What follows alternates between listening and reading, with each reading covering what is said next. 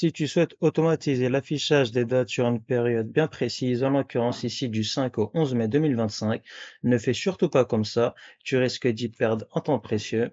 Pour automatiser uniquement l'affichage des dates sur la période du 5 au 11 mai 2025, je vais ici naturellement utiliser la fonction si, car il y aura uniquement les dates sur cette période que je souhaite afficher.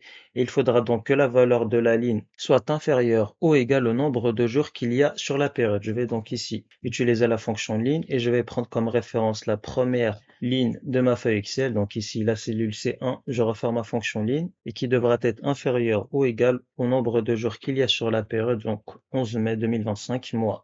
Le 5 mai 2025, ils font 6 jours, je rajoute à 1 jour, ce qui donne 7 jours. Et dans ce cas-là, on affichera la date du 5 mai 2025, auquel je rajoute un jour. Étant donné que je vais afficher les dates les unes en dessous des autres et que je vais additionner à un jour, donc je vais ici resélectionner la première ligne de ma feuille Excel, je ferme la parenthèse, je passe à la ligne, add plus entrée. Et pour garder en mémoire la date du 5 mai 2025, j'enlève un jour et je referme ma fonction si.